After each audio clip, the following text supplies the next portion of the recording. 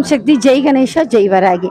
நாம் இப்போ இருக்கின்ற திருத்தலம் என்ன என்று பார்த்தோம் என்று சொன்னால் அகிலாண்டேஸ்வரி கோயில், திருவானைக்கால்.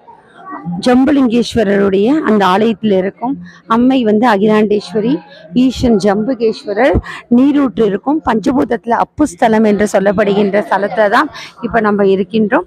இந்த அகிலாண்டேஸ்வரி அம்பிகையோட ஆலயத்தினுடைய சிறப்பம்சம் என்ன என்று பார்த்தோம்னா, அம்பிகை ஒவ்வொரு காலகட்டத்திலே ஒவ்வொரு விதமாக காட்சியளிக்கின்றார். நவகிரக நாயகியாக இருக்கின்ற நவராத்திரி நேரத்தில் அம்பிகையை நாம் காண்பதில் நாம் பெருமகிழ்ச்சி அடைகிறோம். அம்பிகை ஆனந்த சொரூபமையாக இங்கே இருக்கிறார். புரட்டாசி மாதம் 2023 நவராத்திரி உற்சவத்திலே அகிலாண்டேஸ்வரி சன்னிதானத்தில் பேசுவது பெரும் பாக்கியம். நவராத்திரியிலே பெரும்பாலுமே லக்ஷ்மி, துர்கை, சரஸ்வதி 3 அம்சம் தான். 3 அம்சம் இணைந்த ஒரு தசைமையில வெற்றி நாயகியாக தான் அம்பிகை திகழ்வாங்க. ஆனா இங்கு இந்த தலத்தோட விசேஷம், நவராத்திரிக்கு என்ன ஒரு சிறப்பு அப்படின்னா, இங்க அம்பிகை நவராத்திரியில் மட்டும் இல்லை, அனுதினமும் அம்பிகை காட்சியளிக்கின்ற விதத்தை ரொம்ப அதிசயம். நவராத்திரியில மட்டும்தான் 3 நாட்கள் லக்ஷ்மி, துர்கை, சரஸ்வதி என்ற அம்சம் இருக்கும்.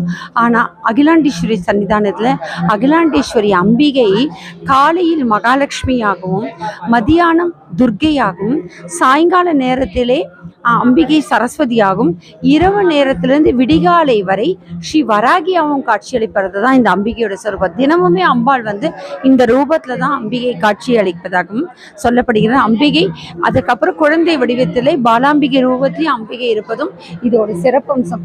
இந்த அம்பிகைக்குடைய அம்சத்தில் பார்த்தீங்கன்னா, காதில் 2 குண்டலங்கள் இருக்கும்.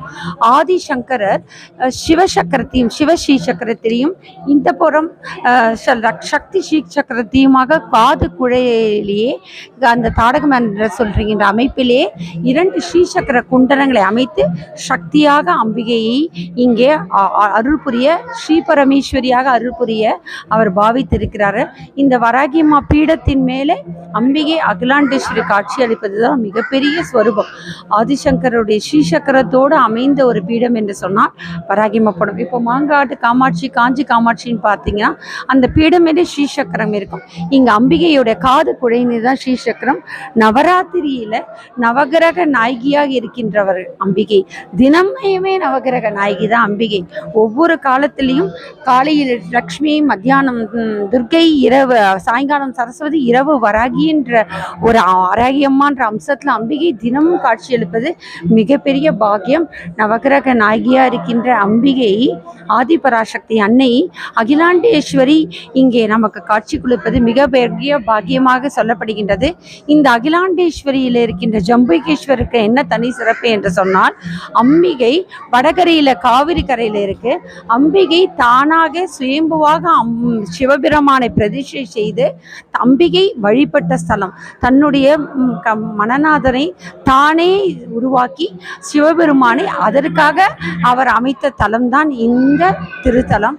இந்த அம்பிகையுடைய பாதம் பணிவோம். அம்பிகை சிவசக்தி ஸ்வரூபிணியாக இருக்கிறாரு.